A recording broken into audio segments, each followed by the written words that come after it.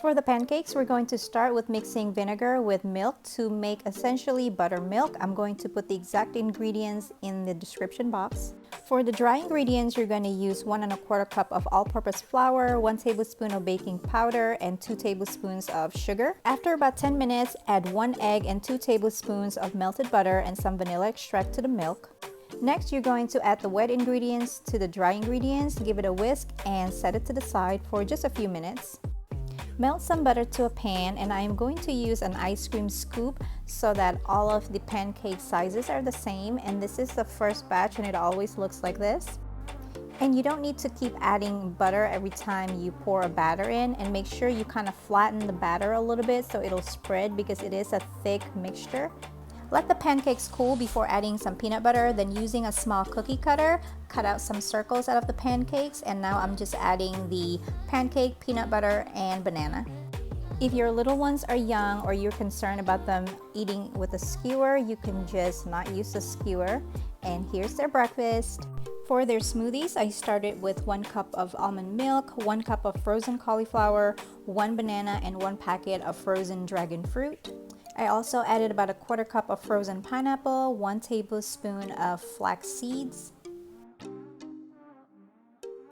Now blend until smooth. If you want your smoothies to be a little thicker, just add less milk, and this is pretty much the consistency that my kids like.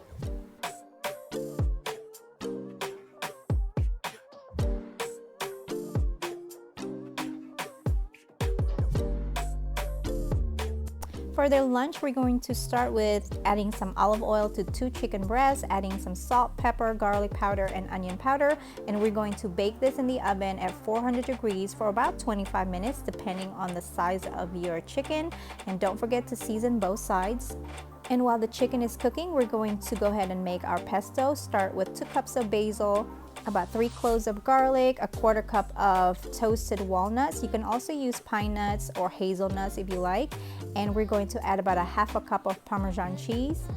You can't see it in the video, but I added about 1/3 cup of olive oil while this was mixing, and this is the consistency that you want to see. Now cook your pasta according to the package. Don't forget to salt the water, and once the chicken is cooled, we're going to cut it into bite-sized pieces.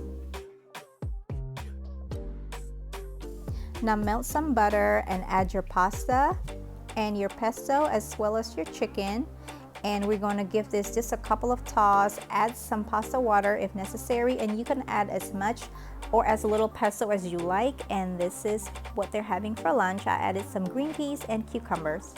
Preheat your oven to 400 degrees, add some olive oil and whatever seasonings that you like to the broccoli. I added salt, pepper, Mrs. Dash, garlic powder, and roast this for about 20 minutes.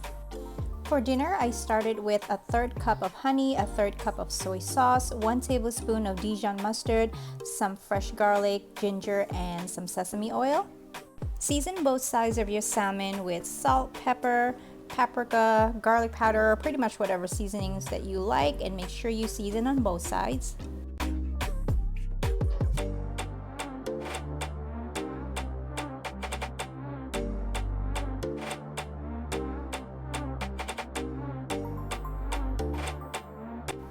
Add some olive oil to a pan with a little bit of butter, and we're going to sear our salmon for about 4 to 5 minutes on each side.